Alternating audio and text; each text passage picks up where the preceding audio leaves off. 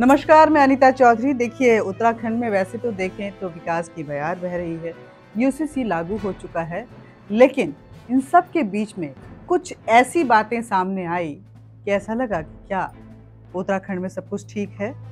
त्रिवेंद्र सिंह रावत, जो कि उत्तराखंड के पूर्व मुख्यमंत्री हैं और हरिद्वार के सांसद हैं, उन्होंने खनन माफियाओं और भ्रष्टाचार को लेकर के बड़े सवाल खड़े किए हैं, वो भी सदन की पटल पर। हमारे साथ बात करने के लिए राज्यसभा सांसद नरेश बंसल जी हैं। सर, क्या सच में उत्तराखंड में सब कुछ ठीक है?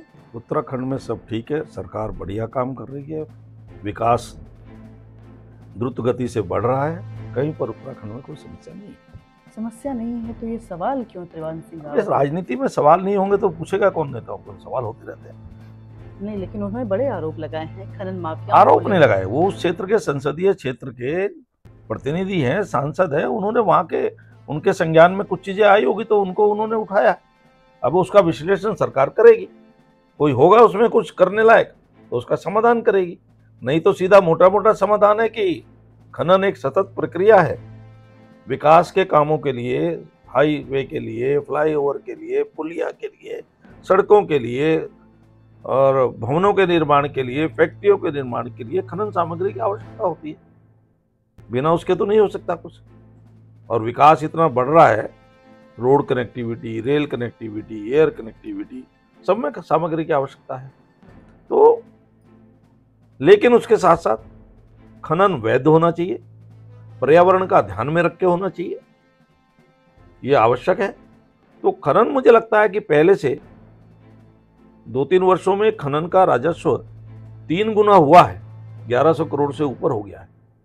ये दर्शाता है कि अवैध खनन पर अंकुश लगा है और वैध खनन बढ़ा है। आप बोल रहे हैं कि अवैध, उन्होंने भी यही बातें बोली हैं, लेकिन उन्होंने सवाल ये खड़े किए कि खनन को करने की एक टाइमिंग होती है, जो सुबह इतने बजे से इतने बजे, शाम को इतने बजे तक होती है, लेकिन रात में कौन खनन होता है ये अगर ऐसा कोई विषय आया और उन्होंने उसके प्रमाण लोगों दिए की हैं। जाने जा रही है, ट्रक जो है वो निकल रहा है और उसमें मेरा कहना यही है कि अगर सांसद जी स्वयं मुख्यमंत्री रहे, उनको मालूम है, अगर उनके पास इस प्रकार के कुछ प्रमाण आए हैं तो उन्होंने मुख्यमंत्री जी को दिए होंगे और वो उस पर जरूर कार्रवाई करेंगे। उन्होंने कहा कि हमारी मुख्यमंत्री जी से बात हुई और कुछ हद तक कार्रवाई भी हुई, लेकिन उतनी नहीं हुई जितनी होनी चाहिए थी। अब कार्रवाई तो तुरंत होती है, कई बार जो बताने वाले होते हैं उनके मन में कुछ और होता है, क्योंकि हमारे जो समर्थक हैं और है वो हमको बताते हैं, सब बताते हैं।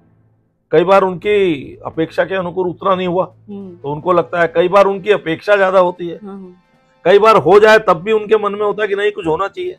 अच्छा, तो ये सब चीजें तो मतलब आप कान के कच्चे नजर आ रहे हैं त्रिवेंद्र सिंह रावत? नहीं, मैं ये नहीं कहता हूँ। त्रिवेंद्र सिंह रावत स्वयं मुख्यमंत्री रहे हैं, सांसद है, कान के कच्चे का सवाल ही नहीं है। उनके मन में क्षेत्र के विकास की बात भी है, क्योंकि भारतीय जनता पार्टी के सांसद हैं। कोई विषय आया तो उस विषय के संबंध में मुख्यमंत्री जी के सामने आना चाहिए, पर मुझे लगता है कि मुख्यमंत्री जी की उनकी बात होगी और समाधान हो जाएगा। आईएएस एसोसिएशन उत्तराखंड का काफी नाराज है त्रिवेंद्र सिंह रावत से। उन्होंने कहा है कि ये कहीं ना कहीं उनके मान सम्मान के लिए गलत है और जो आरोपों को निराधार बताया गया है। तो ऐसे में लगता है कि फिर एक प्रशासन और जो विधि प्रशासन है, जो सरकार है और जो सांसद हैं, जो राजनेता है, उनके बीच फिर ठन सकती है उत्तराखंड में? नहीं, ठन्ने जैसी बात नहीं है। ठीक है, किसी को कोई चीज, कई बार शब्द ऐसे हो जाते हैं जिससे किसी को ठेस लगती है, क्योंकि लोकतंत्र की ये खूबसूरती है कि लोकतंत्र में प्रत्येक के मान सम्मान, आत्मसम्मान, स्वाभिमान की रक्षा होनी चाहिए। किसी के भी को भी ठेस लगने वाली कोई बात नहीं कहनी चाहिए, और अगर कोई ठेस लगने वाली बात हुई है तो आपसी बातचीत करके उसका समाधान हो जाए। आप आश्वस्त हैं कि बातचीत से समाधान हाँ, मैं तो मानता ही हूँ कि बड़े बड़े युद्धों का भी निर्णय आपसी बातचीत से होता है। ये तो गलतफहमियों का वो है तो बातचीत से सब, मतलब उत्तराखंड में बातचीत जैसी गुंजाइश तो बन गई है इस बात। वो तो हमेशा रहती है।